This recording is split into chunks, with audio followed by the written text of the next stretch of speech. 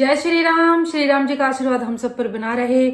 आज हम श्री रामचरितमानस में 22वें मास पारायण का भाग 8 पढ़ेंगे। पढ़ने से पहले अपने गुरुदेव के चरणों में नमन करते हैं।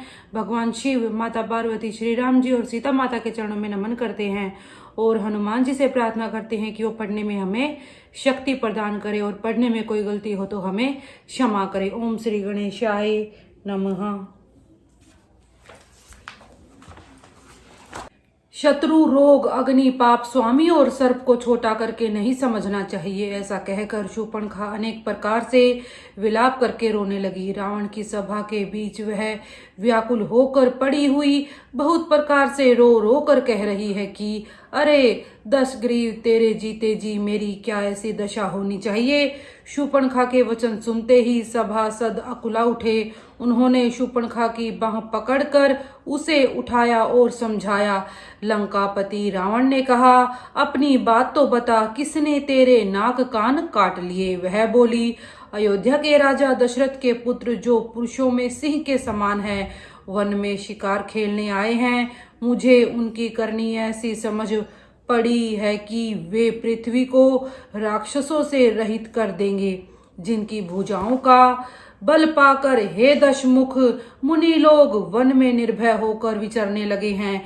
वे देखने में तो बालक हैं, पर हैं काल के समान। वे परम धीर, श्रेष्ठ धनुर्धर और अनेकों गुणों से युक्त हैं। दोनों भाइयों का बल और प्रताप अतुलनीय है। वे दुष्टों के वध करने में लगे हैं और देवता तथा मुनियों को सुख देने वाले हैं। वे शोभा के धाम हैं, राम ऐसा उनका नाम है।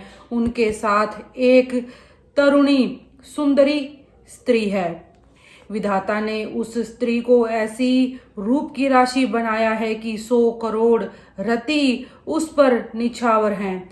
उन्हीं के छोटे भाई ने मेरे नाक कान काट डाले।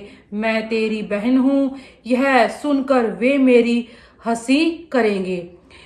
मेरी पुकार सुनकर खरदूषण सहायता करने आए, पर उन्होंने क्षण भर में सारी सेना को मार डाला। खरदूषण और त्रिशिरा का वध सुनकर रावण के सारे अंग जल उठे। उन्होंने शूर्पणखा को समझाकर बहुत प्रकार से अपने बल का बखान किया, किंतु मन में वह अत्यंत चिंतावश होकर अपने महल में गया। उसे रात भर नींद नहीं पड़ी। वह मन ही मन विचार करने लगा, देवता, मनुष्य, असुर, नाग और पक्षियों में कोई ऐसा नहीं जो मेरे सेवक को भी पा सके। खरदूषण तो मेरे ही समान बलवान थे, उन्हें भगवान के सिवा और कौन मार सकता है। देवताओं को आनंद देने वाले और पृथ्वी का भार हरण करने वाले भगवान ने ही यदि अवतार लिया है तो मैं जाकर उनसे हठपूर्वक वैर करूंगा और प्रभु के बाण के आघात से प्राण छोड़कर भवसागर से तर जाऊंगा। इस तामस शरीर से भजन तो होगा नहीं, अतएव मन, वचन और कर्म से यही दृढ़ निश्चय है। और यदि वे मनुष्य रूप कोई राजकुमार होंगे तो उन दोनों को रण में जीतकर उनकी स्त्री को हर लूंगा। यों विचार कर रावण रथ पर चढ़कर अकेला ही वहां चला जहां समुद्र के तट पर मारीच रहता था। शिव जी कहते हैं कि हे पार्वती, यहाँ श्री रामचंद्र जी ने जैसी युक्ति रची वह सुंदर कथा सुनो।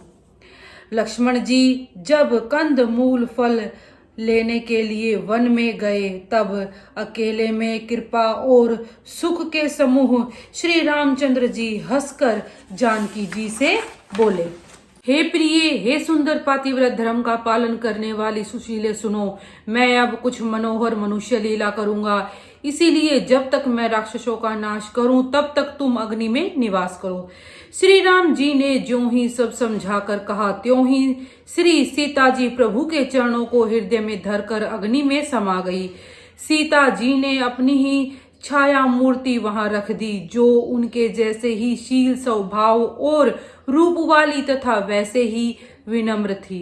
भगवान ने जो कुछ लीला रची, इस रहस्य को लक्ष्मण जी ने भी नहीं जाना। स्वार्थपरायण और नीच रावण वहां गया जहां मारीच था और उसको सिर नवाया।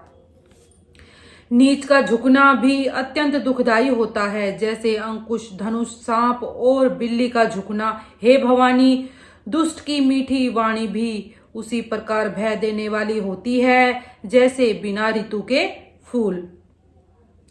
तब मारीच ने उसकी पूजा करके आदर पूर्वक बात पूछी। हे तात, आपका मन किस कारण इतना अधिक चिंतित है और आप अकेले आए हैं? भाग्यहीन रावण ने सारी कथा अभिमान सहित उसके सामने कही और फिर कहा, तुम छल करने वाले कपट मृग बनो, जिस उपाय से मैं उस राजवधू को हर लाऊं।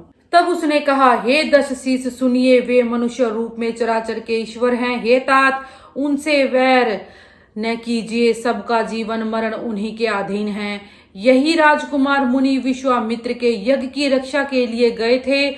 उस समय श्री रघुनाथ जी ने बिना फल का बाण मुझे मारा था, जिससे मैं क्षण भर में 100 योजन पर आ गिरा। उनसे वैर करने में भलाई नहीं है। मेरी दशा तो भृंगी के कीड़े की सी हो गई है। अब मैं जहां तहां श्री राम लक्ष्मण दोनों भाइयों को ही देखता हूँ। और हे तात, यदि वे मनुष्य हैं तो भी बड़े शूरवीर हैं, उनसे विरोध करने में पूरा न पड़ेगा।